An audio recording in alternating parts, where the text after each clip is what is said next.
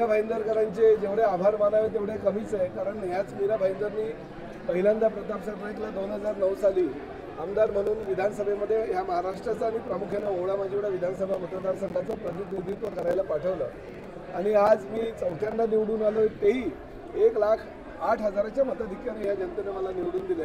त्यामुळे आज जरी मी मंत्री म्हणून आलो असेल तरी मीरा भाईंदर शहराचा आणि ठाणे शहराचा एक लोकप्रतिनिधी म्हणून मी या ठिकाणी आलेलो आणि हे जे उपकार मीरा भाईंदर आणि ठाणे शहराचे मी आयुष्यात कधी विसरू शकत नाही।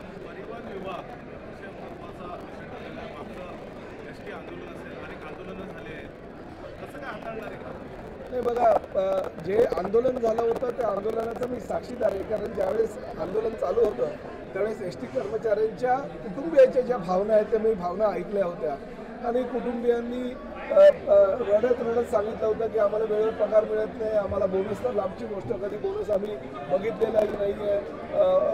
आमचे जे कर्मचारी आहेत ते 15-15, 16-16 तास ड्युटी करतात पण त्याला योग्य ते मानधन मिळत नाही। म्हणजे अशा प्रकारच्या सगळ्याच्या तक्रारी, आता सगळ्या तक्रारी ऐकल्यानंतर त्याच वेळेस मन गहिवरलं होतं आणि आपण एवढं प्रगतशील महाराष्ट्र आहे आणि या प्रगतशील महाराष्ट्रामध्ये आपण अशा प्रकारे जर काही आपल्या सर्वसामान्य एसटी कामगारांना न्याय मिळवून देऊ शकलो नाही तर काही दुर्दैव आहे। म्हणून मी जाणीवपूर्वक माननीय उपमुख्यमंत्री एकनाथ शिंदे साहेबांना सांगितलं की साहेब जबाबदारी जर आपण मला देत असाल तर अशी जबाबदारी जी जबाबदारी सर्वसामान्य जो एसटी कामगार असेल त्या एसटी कामगारांच्या फायद्याचा आणि हिताचा ठरेल आणि त्या दृष्टीने मला त्यांनी जबाबदारी दिली।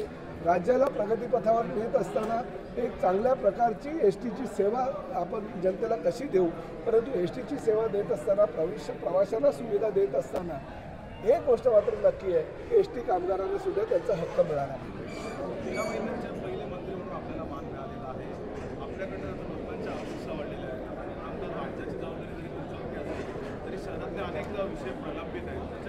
नाही, 100% पहिलं तर तुम्हाला खुशखबर देतो, मी ह्या अधिवेशनामध्ये न्यायालयाचा निधी जो लागतो न्यायालय कामकाज सुरुवात करण्यासाठी तो निधी मंजूर केलेला आहे। त्यामुळे पुढल्या महिन्याभरामध्ये न्यायालयाचं उद्घाटन आपण मोठ्या दिमाखात करणार आहोत, त्याला मंजुरी मिळालेली आहे। कधी आपण उद्घाटनाची तारीख, आता हायकोर्ट ज्यानुसार तारीख देईल त्यानुसार जानेवारीमध्ये किंवा मॅक्झिमम फेब्रुवारी महिन्यामध्ये न्यायालयाचं उद्घाटन करायचा आता मार्ग मोकळा झालेला आहे। ह्याच अधिवेशनामध्ये पुरवणी मागण्यांमध्ये आम्ही न्यायालयाच्या जो विकास कामांसाठी किंवा इतर कर्मचाऱ्यांच्या पगारासाठी किंवा इतर गोष्टींसाठी निधीची आवश्यकता असते त्या पुरवणी मागण्यांमध्ये आम्ही मंजूर करून घेतला आणि न्यायालय बऱ्याच वर्षाच्या प्रतीक्षेनंतर म्हणजे तब्बल 14 वर्षाच्या वनवासानंतर न्यायालय चालू होतं।